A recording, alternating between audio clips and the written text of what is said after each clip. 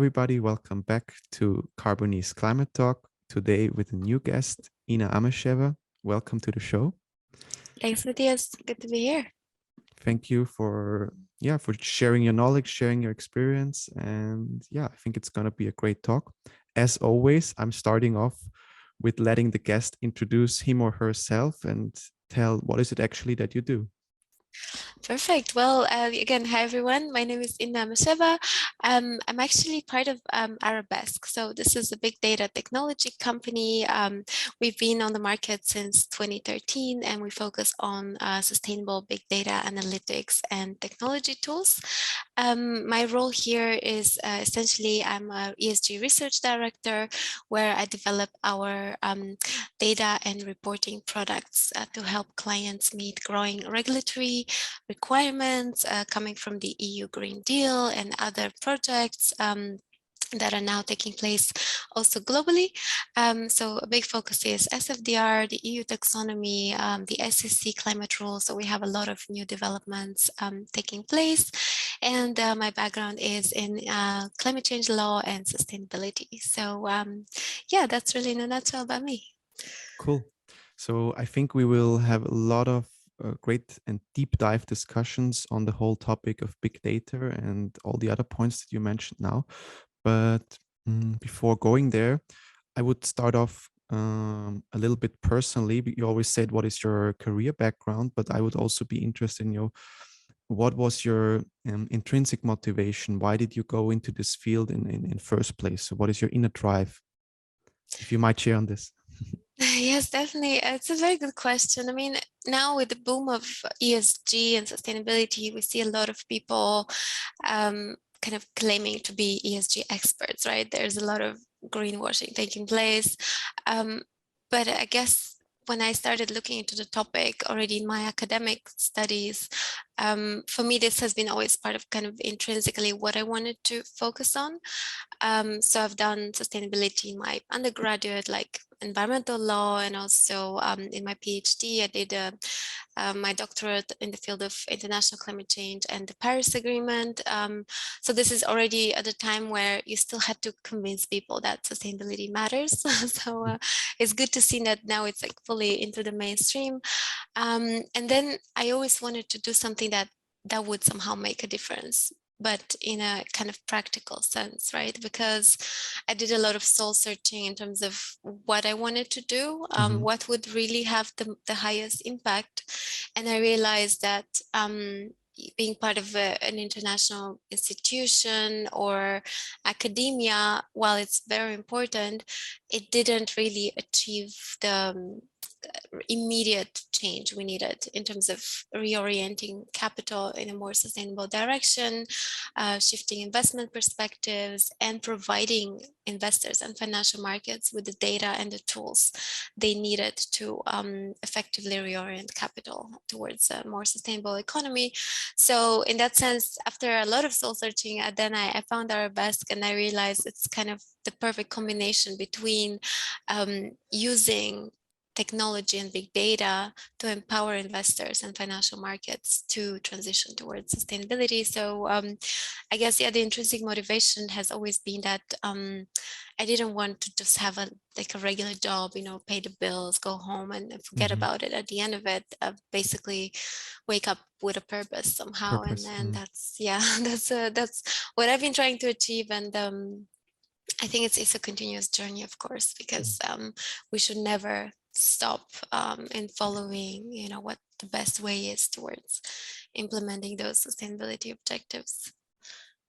So am I assuming correctly? Because another question that just popped up in my head would be, who is the driver of climate action? Because in this podcast, actually, I try to have conversations with different stakeholders and from very different backgrounds, politicians, people from the industry, et cetera, et cetera. So you kind of answered it already, but maybe you can reinforce this, like who is for you personally the driver, and where do you see the most impact can be done at the moment? It's a $1 trillion question, isn't it? So, well, I think it's kind of difficult to pinpoint to a single most important actor. I think, of course, tackling a systemic issue like climate change would need to involve, by definition, multi-stakeholder collaboration from the private sector, the public sector, communities, societies, NGO, academia. Kind of everyone needs to come together to tackle this issue. But I think if I would pinpoint, I mean, I think it speaks for itself, the fact that I'm working in the private sector for a company that is very highly focused on financial markets, because I Mhm. think they have a very big role to play in terms of the power of shifting capital, what I mentioned earlier. So this speaks to companies, this speaks to the C-level executives, rather than, you know, the traditional way that companies had been looking at sustainability so far was from a more kind of communications marketing perspective. Now that is changing, because now sustainability matters to the CFO, to the C-level, because they see that it impacts directly their bottom line. So I would say the private sector, and specifically the finance industry, has an enormous role to play, because they hold those you know, levers in terms of transitioning capital. And of course, we cannot discount policymakers, we cannot discount academia and science, technology. I mean, this is all a very important piece of the puzzle. So it's, yeah, if I could pick one, it would be the finance industry, I guess. Okay, and speaking of the finance industry, maybe for our audience, you can explain in simple terms, like how could they engage? You know, how could they actually get started on fight against the climate change? Like first steps. Sure. I mean, there have been a lot of high profile commitments already by financial markets in terms of net zero commitments. Also, last year we had the 26th Conference of the Parties to the UN Climate Convention in Glasgow, where they announced the Glasgow Net Zero Finance Alliance. So this is really coming on top of a lot of other initiatives by financial players to commit themselves to carbon neutrality, net zero, also not financing you know, carbon intensive projects or industries as well. So I think that's really where they're starting. I would say that's quite a starting point, because as you might rightly guess, it's easy to make a commitment, right? It's easy to sign a policy and say, well, we are committing ourselves to a certain strategy or a certain direction. But when it comes to the implementation phase of actually following through on these commitments and putting your money where your mouth is, that's where I think the key, well, challenge and opportunity will come to those financial markets. So yeah, I think starting with the initiatives, then moving towards implementation, and then actually tracing progress over time, that will be really key. Because also we had this topic in another podcast. Do you believe that there needs to be certain incentives or even like fees that should be implemented to you know speed up this whole implementation part? Because you know what we can see from the legislation side, from EU side, there's, for example, the EU Green Deal, there are net zero plans, and I think even in society, there's a certain awareness about those 2050, 2040 goals. And every now and then, as you said before, this has now already arrived in the mainstream. But the important question is really, how do we get started, and how do we get started on a broad scale that really a lot of companies from various industry backgrounds start doing this stuff and start understanding, okay, this is not a one-time thing that I do, or you know, that I do for a good reputation, or like greenwashing stuff. Um, what is your take on this? I think the incentives are coming from a couple of different drivers or directions. So we see a lot of bottom up incentives in terms of client demand, investor demand, because we see that people have become much more aware, much more conscious about using their capital to actually achieve certain also non-financial goals or sustainability goals. So that's the first one, the bottom up, which is very powerful, but I would say it's probably also taking quite some time to integrate into Mm, into scalable financial decisions. But then at the same time, we also have top-down pressures. What you mentioned, regulation, policy, this is coming kind of in tandem with the bottom-up client demand. And I think those two drivers are working quite well together to push, again, investors, asset managers, asset owners to actually take more sustainable strategies.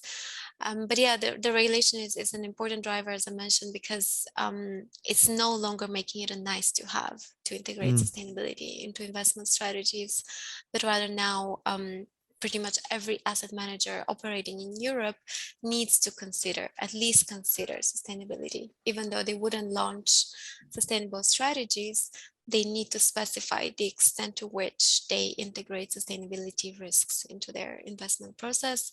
And that's the SFDR, the Sustainable Finance Disclosure Regulation, which is now on everyone's lips in Europe. Cool. I mean, it also proves that since 2013, your company Arabesque is doing business and obviously is providing value to the industry. I would now like to talk a little bit about what is it exactly that you do, because I think it's very complex. So if you can explain to our audience in easy terms, what is Arabesque doing, and where do you see the role of Arabesque for a world of sustainable economy or in the finance sector?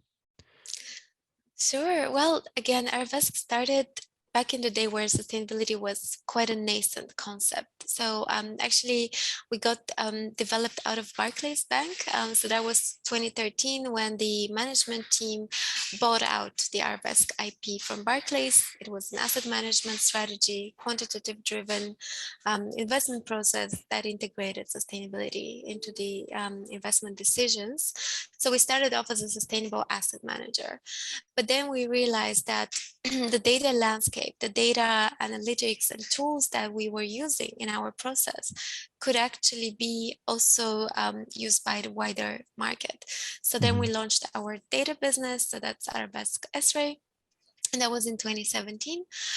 So then we had two sister companies, one focused on asset management, one on data.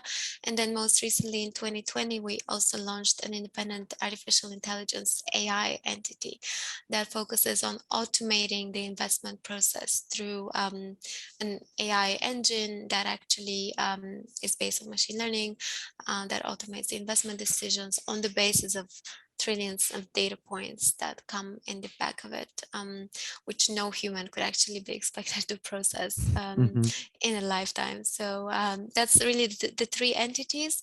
And most recently, also in 2021, in December of last year, we launched our technology tool called ESG Book.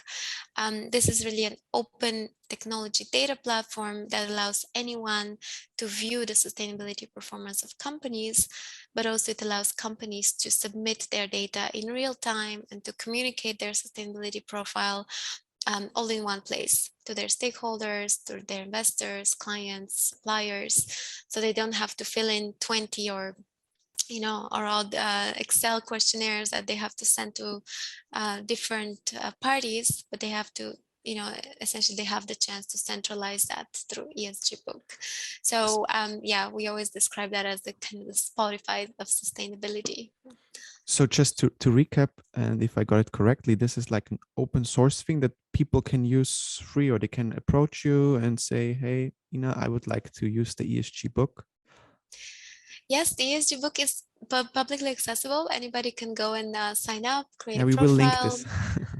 That would be great. Yeah, I mean, if we have already more than 5,000 users registered, so we've grown quite a lot in not even 6 months. So it's really a great tool to enable anybody to review how their companies, their portfolio companies are performing, or just view the performance, the sustainability profile of a given company, compare it to a benchmark, and then even dive into the raw data. That is very important, because now we're not even just looking at sustainability scores, but also diving into the underlying building blocks of what is making up the score, so they can understand actually what is driving it, what can be improved, what is the actual data point that matters. And this is a game changer, because so far we have a lot of our clients and partners have been working with sustainability. They are really, there's a discontent with the black box approach of sustainability scores because there's limited transparency in methodologies and data points and how they come together to actually form the final score. And then there's a lot of kind of inconsistency in the industry, because I think maybe you've heard about the examples of Tesla, for example, receiving a very high ranking from one sustainability scoring agency, but a very low ranking from another, and you don't really know how to reconcile this in the absence of the raw data. So because you brought up now this topic of ESG scores, can you tell us why ESG score is important for a company in the first place? And then also from your background and from your experience, is there one ESG metric that is the most important one, or is this something that cannot be said, in general? Let's tackle the first question. So why ratings are important? I think we can maybe make an analogy a little bit with financial ratings, right? The financial risk ratings, they emerged over time following the introduction of more standardized financial accounting processes. I think in a similar way, sustainability ratings are becoming, I think, almost as important as financial ratings, because they do get integrated into different investment decisions. So companies do care about how their performance is communicated to the market. So for them, it's actually important that, of course, they're in the higher percentiles within their peer group, within their sector, and so forth. So I would make that analogy. So we're not quite there yet in terms of how financial and sustainability ratings compare, but I think the direction of travel is quite clear. And then I think that's really key. And then in terms of the most important topics, or the most material topics, what we have the concept of materiality. There's actually a lot of debate in the industry. In Europe, we have the concept of double materiality, which essentially means that sustainability should be seen both in terms of its impact on the company's overall risk or financial performance, but also the other way around. How does the company impact sustainability? While in, let's say, North America, we have more of a financially driven concept of materiality. So looking at which issues, which sustainability topics would most negatively impact financial performance. So just to give some examples, like, of course, for a mining company, it would be quite different. What sustainability topics would impact its overall ESG score compared to, let's say, a technology company or a financial company. So this materiality, let's say materiality map, it differs depending on the approach you take, but we also have some industry bodies that have defined these topics based on sector. For instance, the Sustainability Accounting Standards Board, or SASB, they have an industry-specific materiality map that is being quite widely used. But we'll see how this kind of fits within the EU dimension of double materiality. So it's a concept that is also continuously evolving in terms of what topics matter, and which should be taken by companies in terms of kind of universal topics that are important to every company. And we can think of some examples, like, of course, greenhouse gas emissions, carbon intensity, or even human rights compliance, or following human rights principles that should be followed regardless of sector, of course. But then there will be other quite sector specific metrics that are looking at biodiversity impacts, for example, or impact on water, ecosystems, and then some sector specific issues. So there will be a fluid definition of materiality, I would say. But basically, all those metrics will be summed up every year in an ESG report. And you're saying that at some point we are on the way that this ESG reports will be as important as annual financial reports, right? I think yes, we are there. Like I think in on that path. maybe not yet today, but given the introduction of some measures, specifically in the EU, there's a new directive called the Corporate Sustainability Reporting Directive, and that actually would require more than 50,000 companies in Europe to publish a sustainability report for the first time, some of them for the first time, and also to provide a level of assurance to that information. So this is also a game changer, because before, non-financial data didn't have to be published with the same standards of quality assurance or auditing as financial data, but that is now converging. So we see that the growing prominence of sustainability data in terms of quality of reporting, consistency of reporting, comparability. So when you publish a sustainability report, you know that you can compare apples to apples when you look at different companies' reporting practices. Talking about the quality of the reporting and also the scoring, maybe it's in the human nature, to whenever there's a scoring where you can outscore others, and this would also create different business opportunities. I think we should also now talk a little bit about the topic greenwashing. Maybe you can explain in your private terms what you think is greenwashing, and what is it that we can do to prevent or combat it.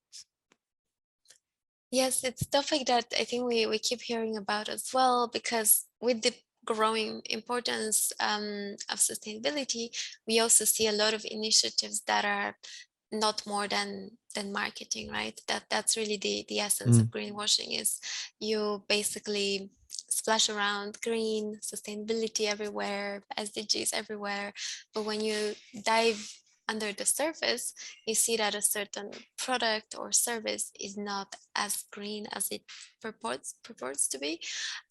Specifically in the context of financial or investment products, that's very clear, because if investors want to, let's say, invest in truly more sustainable funds, companies, indexes, or other investment products, where the products are termed to be sustainable. So you see that in the name of the product and some of the descriptions, that's an ESG fund, that's an ESG index, but this is not easily justifiable by the kind of the originators of those strategies.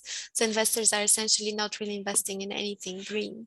And this is what the EU wants to combat by introducing more reporting rules, more transparency and disclosure rules, to enable then the clients, the people who want to truly invest in a more sustainable direction, to know that they're actually doing so. So there are now more standards to actually define what is sustainable, as opposed to just let the market just put the labels on top of it that are not actually justifiable. I mean, this is also one of the reasons why, offsetting or avoidance projects have gained a very bad reputation. And this is also something that we try, to combat and prepare and offer an added value that has really an impact, and it's not just, I'm paying myself free now, or I'm paying some fees and, try to put myself in a better light. But yeah, as you said, this is really something that needs to be combated from all sides, because in the end, this is just, it's not going into the right direction, and it's not helping the bigger cause. It's just, again, a way of trying to make new business. And yeah, I agree with you. I mean, we don't have a silver bullet solution yet, unfortunately, and a lot of people have tried to explore those pathways, strategies to create an easy solution or easy way out. But what we need is a systemic transformation, systemic decarbonization. More truly sustainable products, companies, management practices, and yeah, hopefully we're moving in the right direction there.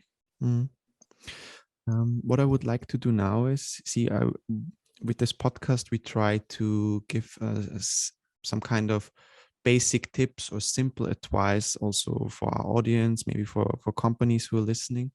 And I would now ask you, if there were a company that is facing ESG reporting, that it's becoming mandatory for them, what are the first advice that you can give them, how they can get started, and also what they can do to achieve a good score in ESG?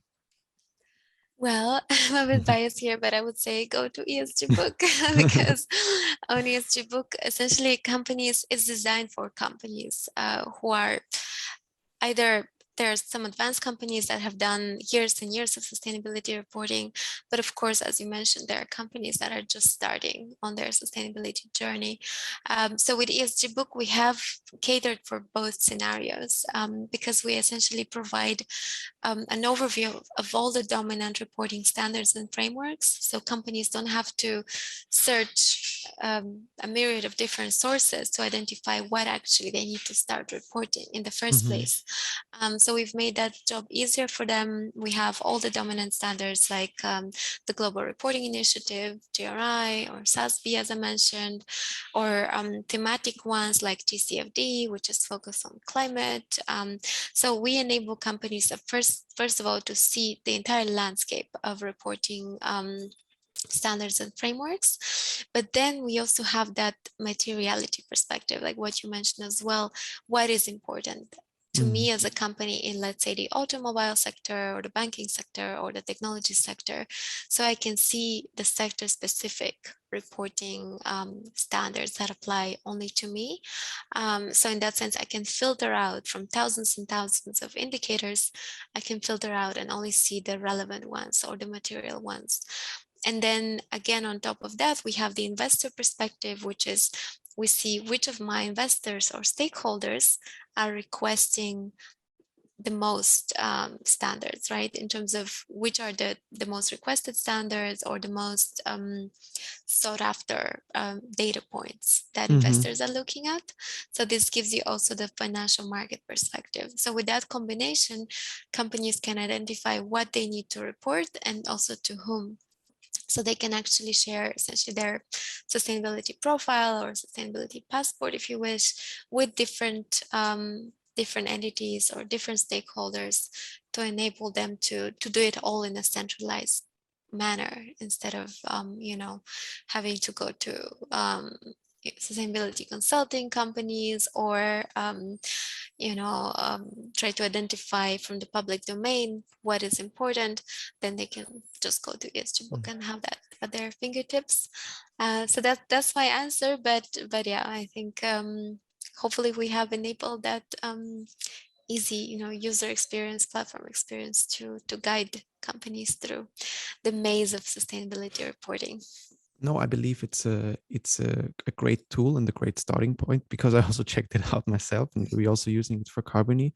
And especially, our experience getting the feedback from the market, from different customers, from different industries.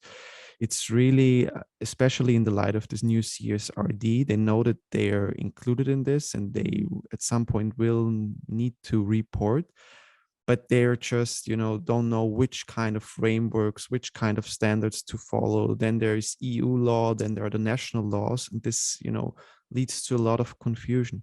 So I think a tool like yours, where people can have a good overlook of the whole landscape and what is actually there and what needs to be followed, what can be followed, this is of great help for people and for companies.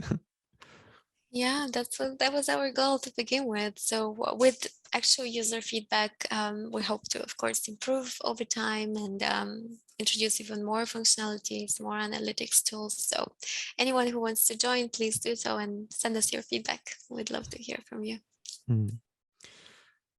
Okay, Ina, we started off a little bit with the purpose driven, and then we had this technical deep dive where you shared your knowledge and your experience. And now to finish off, I would like to go back to this purpose driven. And you already brought up the SDGs, the ESGs, and yeah, one of the final questions is like, how can we fill those terms with life, those goals with life, that they not only remain good ideas or something that was a good initiative or a good start, but never got implemented, and yeah. I think, well, the SDGs in particular are, of course, a very important initiative coming from the UN. Um, but of course, we also have a lot of challenges in implementing those because you know that they are part of the Sustainable Development Agenda to be fulfilled by 2030. We have less than 8 years Mm, left. So this is already just a wake-up call to everyone. We don't have that much time to achieve the SDGs, to achieve zero hunger, to achieve biodiversity preservation or sustainable cities and communities. So I think, of course, they were very ambitious and rightfully so. But what we really need, if we were to actually implement the SDGs by 2030, is a sustained course of action. We need concrete mm, implementation measures. And of course, finance is a big part of that because there are various studies that put different types of price tag on achieving the SDGs. We've seen the estimates, but in the trillions of dollars, if we were to actually do that. So it is a transition that is needed now and is needed urgently. And also there are terms similar to greenwashing, like rainbow washing, right? The mhm, colors of the SDGs could be just a rainbow wash to kind of put those objectives out there. Oh yes, my company is pursuing the SDGs, but what does it actually mean in practice? And again, there are some UN agencies that try to quantify that in terms of actually quantifying company impact for the mhm, SDGs. So of course, the SDGs have been designed also with governments in mind. So it's primarily top-down governance initiative for countries to implement into their own national policies, but private sector companies also have a role to play there, very important role to play. And that's where those UN agencies have tried to create also a quantifiable framework for assessing company level impact on the SDGs. And that's actually one of our frameworks on the ESG book as well, done by UNCTAD. So one of those important UN bodies that is trying to monitor progress and to make sure that is not just a paper tiger, right? It's not mm. just an initiative that is important on paper. I mean, very often the financial sector, or let's say the finances, is the driver of things. And what we are experiencing right now is also with the Ukraine crisis. Um, as horrible as it is, it also has created or rose the awareness of those dependencies on fossil fuels, etc.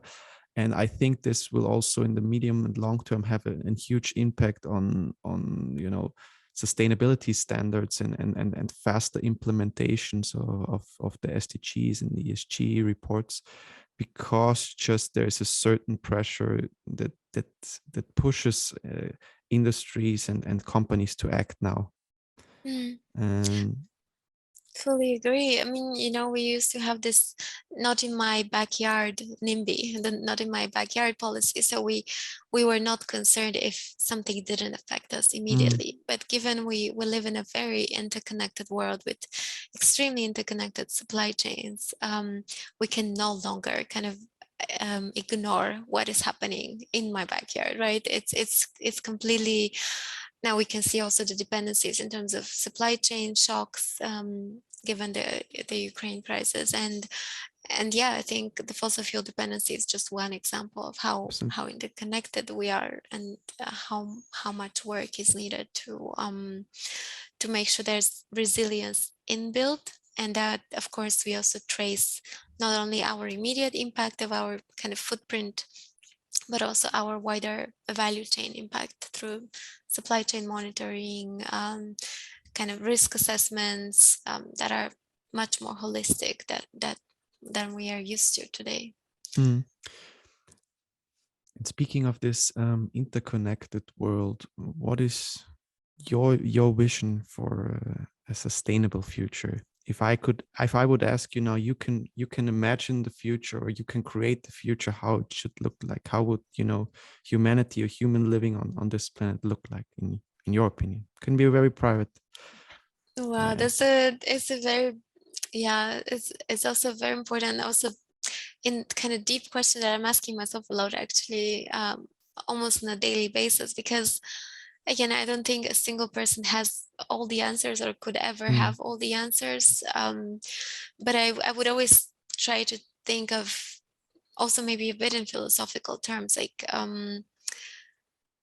you know, what is really driving all our problems and has been driving our problems since time immemorial. It's been the fact that I think there's a lot of ego-driven decisions that we make, right? We make decisions to consume, or certain purchasing or investment choices even, that are, you know, driven by the fact that we don't think about, again, the interconnectedness between, I think, the entire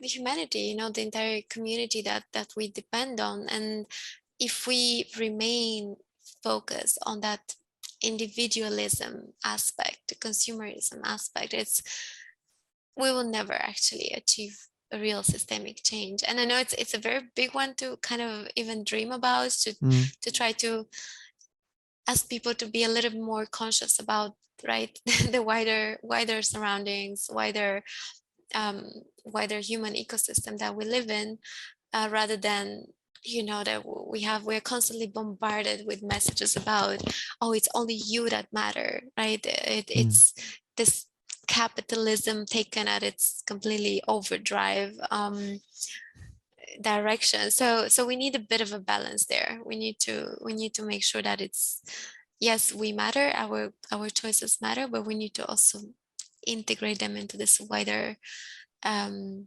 of human dimension. So it's a convoluted answer to a very complex question. But yeah, if I could dream about a more sustainable future, it would be a more conscious future somehow. Well, thank you for this inspirational answer. And it's, you know, it's great to see people like you being in this position also, you know, because the industry has always a very bad reputation, as you brought up this turbo capitalism stuff. But it's great that people with values and you know, have a more philosophic approach and see the bigger picture are in those positions, and try actually, you know, with their tools and within their realm to change things to the better. So thanks a lot for this. And yeah, it was a great talk. Likewise, it was really a pleasure. Thanks, Matthias. Thank you, Ina.